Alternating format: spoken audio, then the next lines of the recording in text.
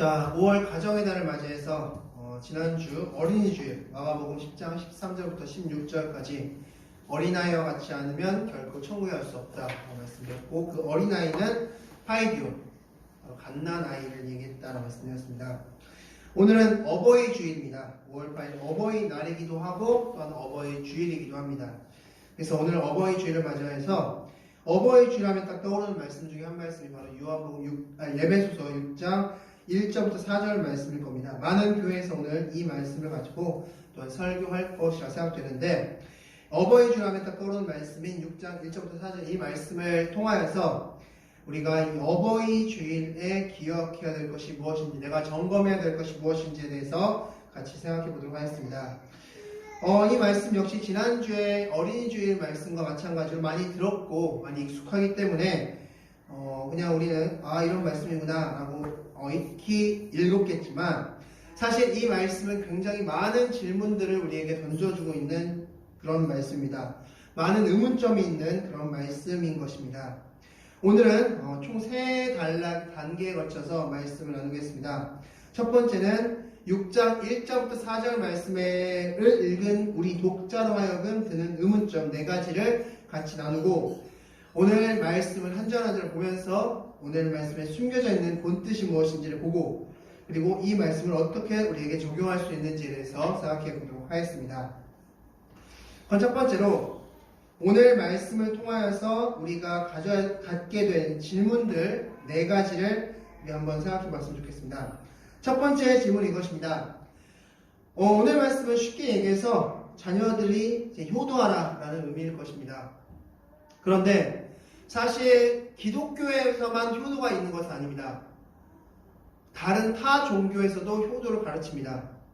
그리고 종교가 아니더라도 도덕책에서 우리가 초등학교 때부터 부모님께 효도하라고 이야기를 들어왔습니다. 그렇다면 에베소서 6장 1절부터 4절 말씀은 단순히 부모님께 효도하십시오 라는 말씀일까요? 오늘 이 에베소 6장 1절부터 4절 말씀을 설교함에 있어서 많은 교회에서 효도를 초점으로서 이 말씀을 설교합니다. 그래서 특별히 이 말씀이 이제 명절 때 이 말씀을 본문으로 삼았을 경우에는 부모님께 내려가는 것이 이 말씀을 순종하는 겁니다 라고 이야기를 합니다. 정말 이 말씀이 우리가 도덕책에서 흔히 봤던 그 효도를 가리키는 말일까? 그것이 첫 번째 질문입니다. 두 번째 질문은 이것입니다. 6장 1절부터 4절 말씀은 크게 두 부분을 나눌 수 있습니다. 6장 1절부터 3절이 그 첫 번째 부분이고 6장 4절이 두 번째 부분입니다. 6장 1절부터 3절은 자녀들에게 하는 말씀, 6장 4절은 부모들에게 하는 말씀입니다. 자, 그런데 보면은 분량 차이가 있습니다. 6장 1절부터 3절이 자녀들, 6장 4절이 부모, 약 2절이 더 자녀들이 많습니다. 그리고 글자 수를 보더라도, 원어를 보더라도 그렇고 한글로 번역된 것을 보더라도 글자 수 역시 자녀 쪽이 훨씬 많습니다. 자녀와 관련된 6장 1절부터 3절 말씀은 글자 수가 87개, 그리고 부모와 관련된 6장 4절은 31개로서 2배 이상의 글자 수가 많습니다. 왜 이렇게 분량 차이가 있는 것일까요? 혹자는 이걸 가리켜서 이렇게 얘기합니다. 부모님이 자녀를 사랑하는 것은 너무나 자연스러운 것인데 자녀가 부모님께 효도하는 것은 좀 어렵기 때문에, 그렇기 때문에 더 많이 강조한 것이다 라고 해석을 합니다. 정말 그 해석이 맞을까요? 세 번째 질문입니다. 6장 1절 말씀에서 주안에서, 6장 4절 말씀에서 노엽게 하지 말라, 이 말씀의 뜻은 무엇일까? 우리가 흔히 들어왔던 그 말씀의 해석이 정말 맞을까? 이것이 세 번째 질문입니다. 네 번째 질문은 이것입니다. 부모로서 정말 인정하기 힘든 그런 사람들도 있을 겁니다. 이 사람이 정말 부모라고, 내가 내 부모라고 인정하기 힘든 그런 사람들도 있을 것입니다. 그런 부모마저도 우리는 효도를 해야 되는 것인가? 라는 질문을 드릴 수 있습니다.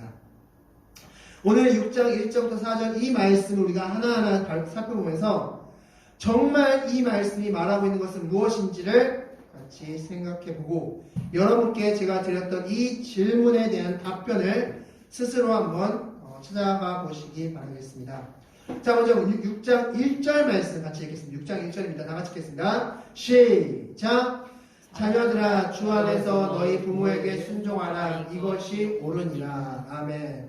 먼저 순종하라라는 이 단어는 휘파쿠오입니다. 휘파쿠오. 원어로 휘파쿠오인데 이 휘파쿠오라는 단어는 군사 용어입니다.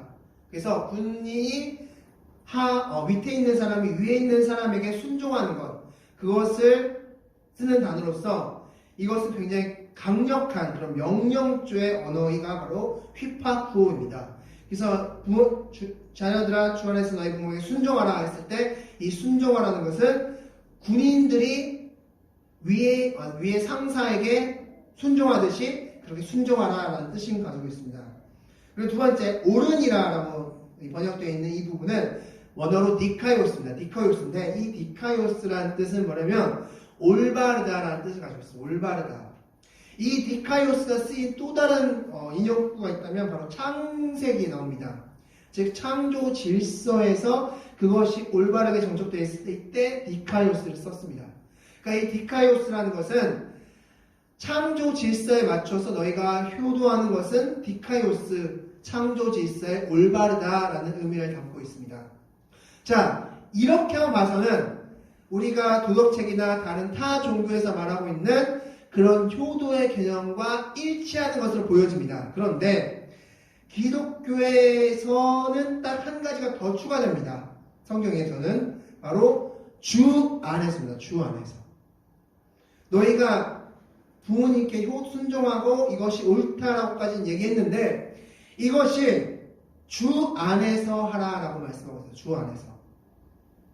자, 이 주 안에서라는 뜻은 그렇다면 무슨 뜻일까? 여러분들이 이 본문을 예전에 어디선가 들으신 적이 있으실 거라 생각합니다. 많은 교회에서 이 본문을 가정의 날 때 말씀하기 때문에 명절에 설교하기 때문에 많이 들어오셨을 겁니다. 그렇다면 여러분들은 그동안 어떻게 이 말씀을 들어오셨습니까? 아마 이렇게 여러분께서는 들어오셨을 겁니다. 자, 여러분 주 안에서 부모에게 순종하는 것은 무엇입니까? 자, 부모님 말씀에 무조건 다 순종해야 됩니다. 그런데 부모님이 교회에 가라고 하면 교회 가지 말라고 하면 그것을 따라야 됩니까? 안 따라도 됩니다. 왜냐하면 주 안에서 순종하는 것이 아니기 때문입니다. 부모님이 헌금하지 말라고 하면 헌금 안 해도 되는 겁니까? 아닙니다. 헌금해야 됩니다. 왜냐하면 그것은 주 안에서 순종하는 것이 아니기 때문입니다. 기도하지 말라고 하면 기도하지 말아야 됩니까? 아닙니다. 그것은 주 안에서 순종하는 것이 아니기 때문에 순종하지 않아도 됩니다. 라고 들어보셨을 겁니다. 들어보셨나요? 그렇게? 네. 자, 진짜 그런 의미일까? 정말 그런 뜻일까? 자, 여기서 이제 두 가지 질문을 여러분께 좀 드리겠습니다. 첫 번째는 신앙생활이 뭘까요? 신앙생활. 여러분들 지금 신앙생활 하고 계십니까? 자, 신앙생활과 종교생활의 차이가 무엇일까요? 종교생활은 이런 겁니다. 예배에 참석하는 거고, 헌금 드리는 거고, 기도 드리는 거고, 말씀 읽는 겁니다. 그것이 종교생활입니다. 그러면 신앙생활은 무엇이냐? 하나님의 말씀이 참 진리임을 믿고 그 말씀대로 따르는 게 신앙생활이고, 하나님과 연합되는 것 그 자체가 신앙생활인 것입니다. 하나님과 함께하는 것이 신앙생활입니다. 즉, 쉽게 얘기해서 우리는 신앙이 없어도 종교생활을 할 수 있습니다. 많은 사람들이 교회에 옵니다. 교회 와서 예배 참석하고요. 자기가 준비한 헌금 드립니다. 그리고 기도 시간에 기도합니다. 말씀 읽습니다. 그런데 그 사람 삶 가운데 하나님과 연합된 삶이 없고 그 사람이 정말 성경 말씀이 참 진리라고 믿지 않는다면 그 사람은 종교생활한 거지 신앙생활한 것은 아닙니다. 구원받는 것은 종교생활로 받는 것이 아니라 신앙생활로 받는 것입니다. 자, 그렇다면 다시 질문 드리겠습니다. 여기서 에베소서 6장 1절 말씀에서 주 안에서 순종하라고 했을 때 그 주 안이 교회 가지 않는 것, 말씀 읽지 않는 것, 기도하지 않는 것, 헌금하지 않는 것, 이런 것들을 명령했을 때 지키지 않는 것이 주 안에서 순종하는 것이라고 한다면 성경은 무엇을 지금 응원하고 있는 겁니까? 종교 생활을 명하고 있는 겁니다. 종교 생활에 힘을 실어주고 있는 겁니다. 그런데 성경 어디에서도 너희들 종교 생활에 라고 적고 있는 부분은 아무도 없습니다. 특별히 지금 우리가 하고 있는 이 예배 틀은 사실 이렇게 예배 틀이 생긴 건 얼마 되지 않습니다. 사실상. 이 예배 틀은 원래는 없었습니다. 오늘 저희가 주보에 나와 있듯이 묵상하고 기도하고 대표 기도하고 찬양하고 이런 식의 틀이 생긴 것은 사실 천주교에서 그것을 우리가 따왔어서 이렇게 지금 틀이 만들어진 거지, 사실 진짜 기독교, 초대 기독교에는 그 틀 자체가 없었습니다. 이것은 제가 나중에 이제 구원론 우리 세시예배 때 하는데, 이 세시예배 때 구원론이 다 끝나면 초대교회를 지금 준비하고 있습니다. 그때 더 자세하게 말씀드리겠습니다. 이 예배 틀은 사실 얼마든지 예배 틀을 우리는 신앙생활을 하지 않고 그 예배 틀에 맞추는 것을 성경은 지지하고 있지 않습니다. 성경이 말하고 있는 건 신앙입니다. 신앙.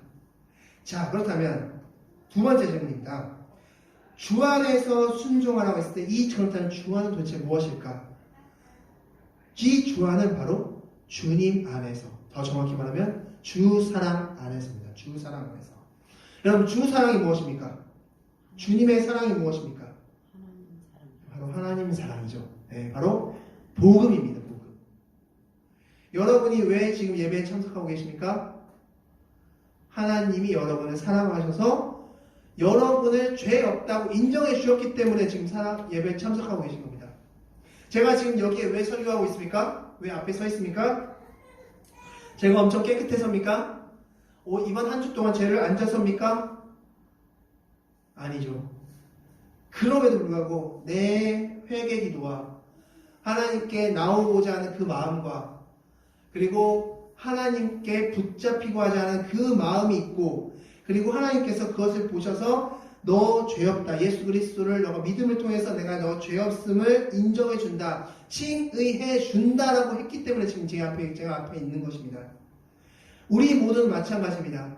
예배에 참석하는 것은 종교생활로서는 가능합니다. 종교생활로서는 그런 것이 없어도 가능하지만 신앙생활은 바로 하나님의 칭의가 있기 때문에 우리는 가능한 것입니다. 주 안에서라고 했을 때 이 주 안에서는 바로 주 사랑, 복음 안에서 너희 부모에게 순종하라는 것입니다. 무슨 소리일까요? 즉 너희가 복음을 맛보고 그 복음 맛본 자로서 너희 부모에게 순종하라는 말씀입니다. 이것은 단순히 도덕적으로 너희가 도덕책에서 봤던 것처럼 부모님을 순종하라는 그런 의미를 훨씬 뛰어넘는 그런 말씀인 것입니다. 제가 앞서서 드렸던 4가지 질문 중에서 마지막 질문이 이것이죠. 부모님 중에서도 정말 부모라고 인정되지 않는 사람들이 있습니다. 이 사람이 내 부모야? 난 이 사람 부모라고 인정할 수 없어 라고 생각하는 그 사람도 사랑해야 됩니까? 부모로서 인정해야 되고 그 부모님 말씀을 순종해야 됩니까? 네. 왜냐하면 복음 안에서 하기 때문에 가능하다는 것입니다. 말씀 보겠습니다.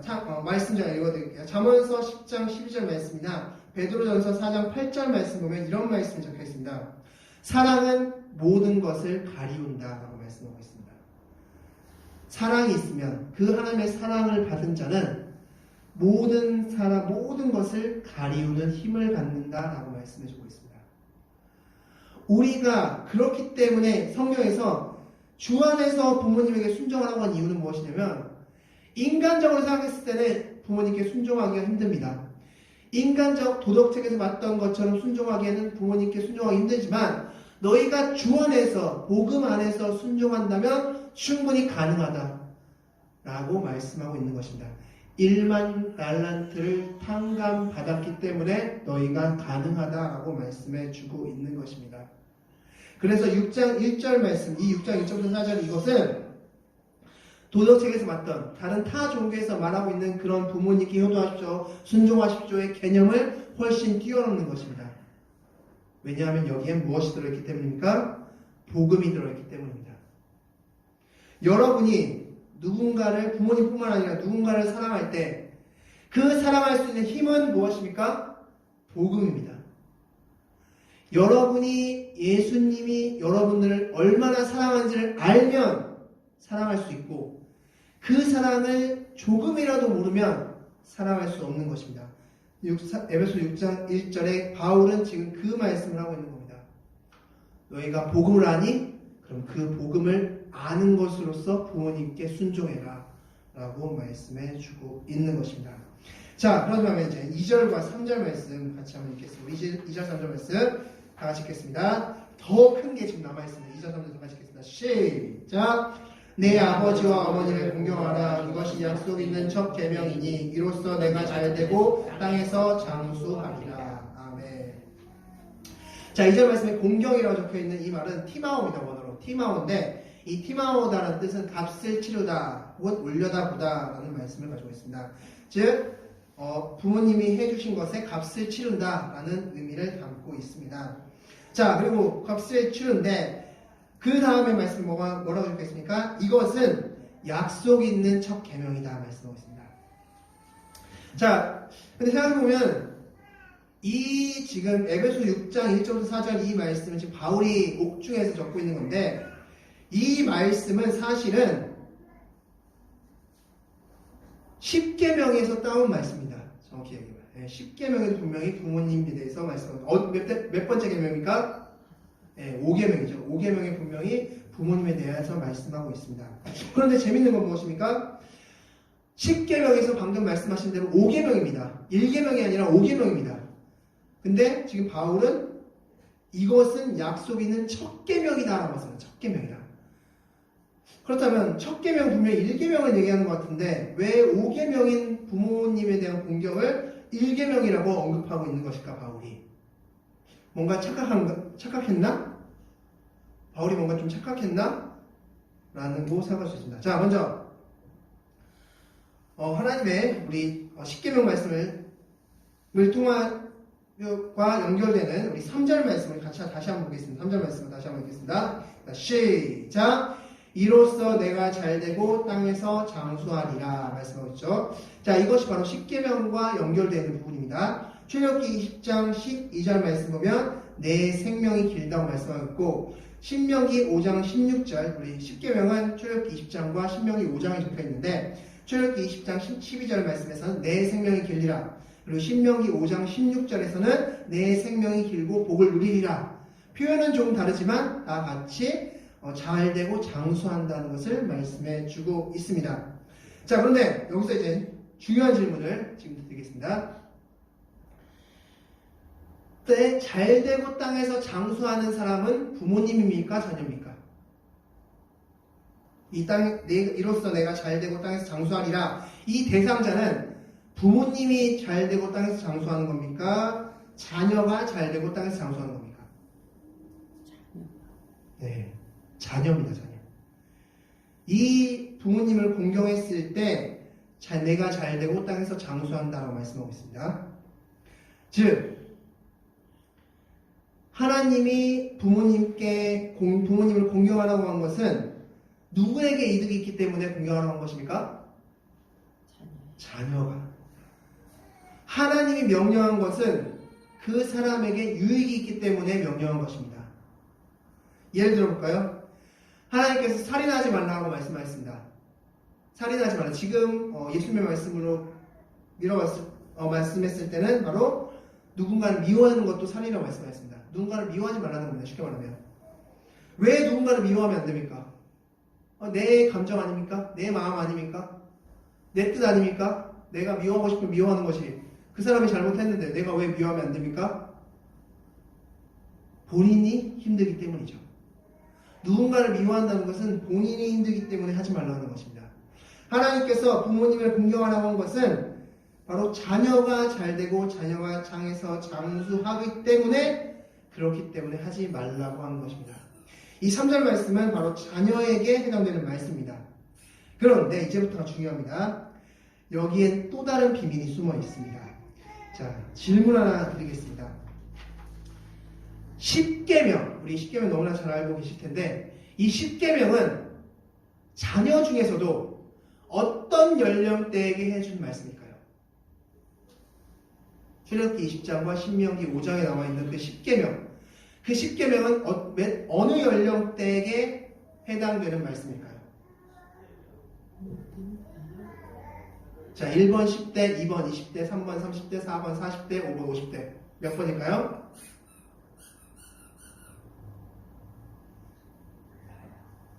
자, 말씀을 통해서 확인해보겠습니다. 출애굽기 20장 10절 말씀입니다. 다 같이 읽겠습니다. 시작! 일곱째 날은 내 하나님 여호와의 안식일인즉 너나 내 아들이나 내 딸이나 내 남종이나 내 여종이나 내 가축이나 내 문 안에 머무는 객이라도. 아멘. 아들, 딸, 남종, 여종이 있는 그 연령대는 10대일까요? 20대일까요? 10대, 20대는 아니겠죠. 자, 즉 이 10계명의 연령대는 바로 30대와 40대를 의미합니다. 그리고 이 30대, 40대는 바로 아들과 딸과 남종과 여종을 거닌 사람들이 바로 1차적인 대상들입니다. 말씀 또 한번 볼까요? 자, 신명기 5장 21절 말씀 다 같이 읽겠습니다. 시작! 내 이웃의 아내를 탐내지 말지니라. 내 이웃의 집이나 그의 밭이나 그의 남종이나 그의 여종이나 그의 소나 그의 나귀나 내 이웃의 모든 소유를 탐내지 말지니라. 아멘. 자, 만약에 10대, 20대라면 뭐라고 적혀 있어야 됩니까? 내 이웃의 여친을 탐내지 말지니라. 네, 라고 적혀 있어야 되는데 아내를 탐내지 말지니라고 적혀 있습니다. 이 말인 즉슨 결혼한 30대, 40대 사람을 가리키는 말이다 라고 할 수 있는 것입니다. 자, 이것이 왜 중요할까? 이것을 왜 갑자기 말씀하셨을까? 제가 앞서 질문했던 것 중에 세 번째 질문 기억하십니까? 세 번째 질문, 두 번째였습니까? 바로 두 번째 질문이었죠. 두 번째 질문 기억하시나요? 바로 1절부터 3절은 부모님에 관련된 말씀, 4절은 자녀에 관련된 말씀이다 라고 우리는 쉽게 생각합니다. 자녀와 부모님에 대한 말씀이다 라고 나누어서 생각합니다. 그런데 사실 이 말씀은 연결된 말씀입니다. 자, 6장 1절부터 3절에 나오는 이 자녀들이 4절에 한 아이들의 부모님인 겁니다. 즉 6장 1절부터 4절은 대상은 어떠한 특정한 한 사람입니다. 한 사람이 어떤 사람과 붙었을 때는 그 사람의 입장이 자녀가 되는 것이고 어떤 사람과 붙었을 때는 그 사람이 아비가 되는 것입니다. 그래서 이 6장 1절부터 4절은 뭐 분량의 차이로서 이렇게 하는 이게 더 자녀가 부모님께 효도하는 게 더 강조되어야 되기 때문에 분량이 이렇게 많은 거야 라고 해석하면 안 되는 것입니다. 이것은 한 사람이 어떤 경우엔 자녀가 되기 때문에 자녀로서 이렇게 해야 되는 것이고 그 사람이 또한 30, 40대에 결혼한 가장으로서 부모로서 이렇게 살아야 되기 때문에 이렇게 살아야 되는 거야 라고 말씀하는 겁니다. 한 대상입니다. 즉 에베소서 말씀 보면 에베소서 앞장에 보면은 에베소서 5장 22절부터 33절 말씀이 있습니다. 이것은 부부관계를 얘기하고 있습니다. 자, 부부관계입니다. 이 부부관계가 이제 부부로서 결혼을 해서 자녀를 낳았습니다. 그러면 이 사람들은 자녀도 있고 그의 부모님도 있습니다. 30, 40대니까 아직 부모님께서 아직 살아계시겠죠. 부모도 있고 자녀도 있고 부부도 있습니다. 이 한 사람이 5장 22절부터 33절은 부부로서 하나님께서 이렇게 살라고 말씀하신 거고 6장 1절부터 3절은 자녀로서 이렇게 살라고 말씀하신 거고 6장 4절에서는 너가 키우고 있는 자녀를 또한 이렇게 하라고 말씀하신 겁니다. 바로 한 흐름인 것입니다. 한 흐름으로서 지금 말씀해 주고 있는 겁니다. 자, 그렇다면 왜 우리가 부모님께 순종해야 되냐면 바로 이 사람이 복음으로서 부모님께 순종하듯이 복음으로서 자녀에게 가르침을 받고 이러면 몇 대가 축복받는 겁니까 지금? 3대가 축복받기 때문입니다. 부모님 가정, 자기 자녀, 자기 자신의 가정, 그리고 자녀들의 가정이 다 축복받기 때문에 너희들 6장 1절에 주 안에서 순종해라 라고 말씀합니다.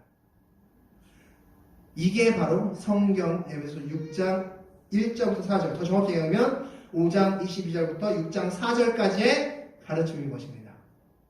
자, 이것을 지금부터 성경 말씀 하나 찾을 텐데 이것을 일부러 제가 안 적었습니다. 자, 한번 성경을 좀 찾아보겠습니다. 신명기 말씀하고 있습니다. 신명기. 여러분께서 성경에 표시해 두시고 늘 기억하시기 바랍니다. 신명기 6장 말씀입니다. 신명기 6장.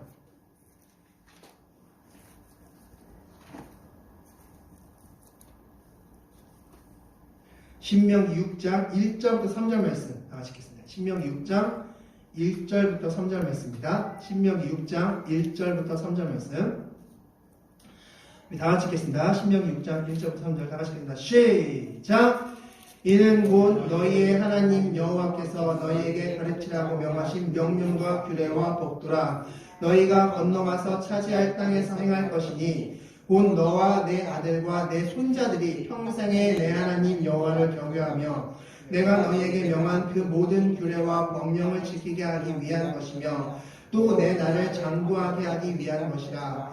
이스라엘아 듣고 삼가 그것을 행하라. 그리하면 내가 복을 받고 내 조상들의 하나님 여호와께서 내게 허락하신 같이 적과 꿀이 흐르는 땅에서 내가 크게 번성하리라. 아멘. 자, 말씀 보겠습니다. 이는 곧 너희 하나님 여호와께서 너희에게 가르치라고 명하신 명령과 규례와 법도 하나님의 명령, 말씀이라는 것이죠. 자, 즉 하나님 사랑, 이웃 사랑의 삶, 즉 복음 받은 자, 구원받은 자의 삶이라는 것이죠. 자, 너희가 건너와서 차지할 땅에서 행할 것이니, 그 말씀을 너희가 행할 것이니, 이는 곧 너와 내 아들과 내 손자들이 평생에 내 하나님 여호와를 경외하며 내가 너희에게 명한 그 모든 규례와 명령을 지키게 하기 위한 것이다 라고 말씀하고 있습니다. 즉 우리가 복음으로써 구원받고 그 복음으로써 살면은 나 하나만 잘 되는 것이 아니라 내 아들과 손자들까지 평생 내 하나님 여호와를 경외한다라고 말씀하고 있습니다. 또한 내 나를 장구하게 하기 위한 것이라 말씀하고 있습니다. 바로 10계명에 나타난 그 5계명 말씀과 동일한 말씀을 지금 해주고 있는 것입니다. 즉 이 말씀 안에 무엇이 들어있는 겁니까? 바로 부모님 공경까지 다 들어있는 겁니다. 즉 부모님 세대부터 시작해서 자기 세대, 그리고 자기 자녀 세대, 그 손자 세대까지 쭉 하나님의 은혜 가운데 살게 되는 그 비법이 무엇이냐면 바로 1절 말씀에 너희에게 가르치라고 명하신 명령과 규례와 법도를 행하는 것이라고 말씀하고 있는 겁니다. 그 말씀들을, 즉 우리가 하나님 사랑, 이웃 사랑의 삶을 사는 것이 너희들의 그 가정 자체가 축복받는 길이야 라고 말씀해 주고 있고, 우리가 하나님과 이웃 사랑의 삶을 살기 위한 방법은 무엇입니까? 내가 애쓰고 힘쓰고 노력하고 된다고 되는 것입니까? 아니죠. 바로 복음을 받아들이면 되는 겁니다. 하나님께서 나를 얼마나 사랑하시는지 받아들이면, 그 복음이 나의 복음이 되면, 그러면 너희 가정이 그렇게 평안한 가정, 축복의 가정이 될 것이다 라고 말씀해 주고 있습니다. 그래서 3절 말씀에 이스라엘아 듣고 삼가 그것을 행하라. 그리하면 내가 복을 받고 내 조상들의 하나님 여호와께서 내게 허락하신 것 같이 적과 꿀이 흐르는 땅에서 내가 크게 번성한다 라고 말씀해 주고 있는 것입니다. 즉 이 에베소 6장 1절부터 3절 말씀에서 말씀하고 있는 것은 바로 너희가 복음 안에 들어가 있으면 이런 축복이 너희 가정 안에 흐를 것이다 라고 말씀해 주고 있는 것입니다. 자, 계속해서 우리 4절 말씀 가보겠습니다. 4절 말씀은 더 구체적으로 말씀해 주고 있습니다. 자, 우리 4절 말씀 다 같이 읽겠습니다. 시작! 또 아비들아 너희 자녀를 노엽게 하지 말고 오직 주의 교훈과 훈계로 양육하라. 아멘. 아비들아 너희 자녀 교훈. 그 아비들은 어떤 아비들이었습니까? 앞에서 6장 1절에 언급된 바로 그 자녀였고 5장 22절부터 33절에 언급된 그 부부였습니다. 그 사람이 이제 아비로서의 입장으로서 말씀하고 있는 겁니다. 아비들아 너희 자녀를 노엽게 하지 말라 말씀하고 있습니다. 그래서 노엽게 하다라는 뜻은 원어로 파로르기조라는 뜻을 가지고 있습니다. 파로르기조라는 뜻을 가지고 있는데 이 파로르기조라는 뜻의 의미는 쏟아붓다라는 뜻입니다. 쏟아붓다. 막 쏟아붓는 겁니다. 막 자기에게 그 감정을 막 쏟아붓는 걸 노엽게 하는 것으로서 설명하고 있습니다. 자, 그렇다면 왜 쏟아부을까요? 그 사람은 바로 복음으로서 양육하지 않기 때문입니다. 하나님의 사랑으로서 양육하지 않기 때문입니다. 이것은 1절에 나오는 것처럼 그 사람 자체가 주 안에 있지 않기 때문입니다. 그 사람이 하나님의 사랑을 모르면 그 사랑을 모르기 때문에 자녀들에게 쏟아붓는 파로르기조의 그 모습 가운데 모습이 나타나게 되는 것입니다. 그래서 오늘 말씀의 핵심은 바로 내가 복음 안에 있는가라는 것입니다. 내가 복음 안에 있을 때 부모님께 주 안에 순종할 수 있고 내가 복음 안에 있을 때 자녀를 노엽게 하지 않을 수 있고 이것입니다. 그래서 말씀 마지막은 결론은 오직 주의 교훈과 훈계로 양육하라. 이거 역시 앞서 말씀드린 것과 마찬가지입니다. 여기서 주의 교훈과 훈계가 종교 생활은 절대 아닙니다. 종교 생활을 너희가 가르치라. 예배에 참석하게 하고 그게 아니냐. 여기서 주의 교훈과 훈계는 바로 복음입니다. 복음을 가르치라는 겁니다. 하나님이 너희를 얼마나 사랑하시는지, 너를 얼마나 사랑하시는지를 예수 그리스도께서 십자가를 달려 그 죽으셨음을 너희가 양육하라라고 말씀해 주고 있는 겁니다. 그러면 그 자녀가 커서 이제 다시 30대, 40대에 그 결혼할 나이가 돼서 결혼했을 때 그 가정이 또한 그때 다시 너는 아비된 입장으로, 어미된 입장으로 그 효도를 받을 것이고 그 자녀들은 또한 자신의 자녀, 너에게 있어서 손자인 그 아이에게 또한 복음을 심어줄 것이고 그런 흐름이 갈 것이다 라고 말씀해 주고 있는 것입니다. 그렇기 때문에 오늘 본문의 핵심은 바로 너가 복음 안에 있는가? 라는 것을 지금 우리들에게 질문하고 있는 것입니다. 우리가 복음에 있으면 내 부모도 복음으로 섬길 수 있고 내 자녀도 복음으로 양육할 수 있고 내가 복음에 있지 않으면 내 부모도 복음으로 섬길 수 없고 내 자녀도 복음으로 양육할 수 없어 가 바로 오늘 6장 1절부터 4절 말씀의 결론입니다. 그러므로 이 어버이 주일 가정의 날에서를 맞이하는 우리로서 우리가 점검해야 되고 체크해야 될 것이 무엇이냐면 바로 내가 지금 복음 안에 있는가, 내가 정말 하나님의 그 사랑을 정말로 알고 있는가, 정말 그 사랑 안에 지금 머물고 있는가 라는 것을 체크해야 됩니다. 복음은 무엇입니까? 하나님 당신을 사랑하는 것이 아닙니다. 나를 사랑하는 것입니다. 하나님 정말 나를 사랑하고 있는가, 그걸 정말 알고 있고 그것을 정말 내 삶 가운데서 실천하고 있는가를 내 스스로 점검해 보셔야 되는 것입니다. 내가 정말 난 복음을 정말 믿고 있나? 나는 지금 종교 생활하는 것이 아니라 신앙 생활하고 있나? 를 여러분들이 이번 가정의 날을 통해서 점검해 보시기 바라겠습니다. 그럴 때 가정 안에 은혜와 축복의 삶 가운데 들어갈 수 있다가 바로 오늘 말씀의 결론인 것입니다. 말씀을 정리하겠습니다. 우리가 복음 안에 살 때 우리 가족 모두가 다 행복할 것이다 라고 성경은 말씀해 주고 있는 겁니다. 주 안에서 그리고 노엽게 하지 말고 이 두 가지의 핵심은 바로 복음 안에서입니다. 복음 안에 있는가 없는가. 복음 안에 있을 때는 주 안에 있으면서 본인과 자녀에게 행할 수 있고 복음 안에 없으면 노엽게 함으로써 그 가정 안에 행복이라든지 그런 것보다는 힘든 상황들이 계속해서 펼쳐지게 될 것입니다.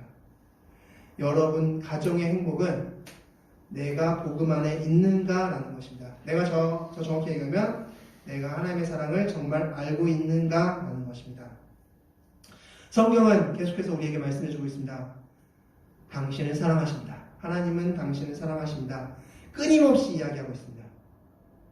내가 그걸 정말 믿는가? 여러분들은 그 말씀을 믿고 그 말씀을 여러분의 가정 가운데서 행하시는 여러분들이 되시기 바라겠습니다. 기도하겠습니다.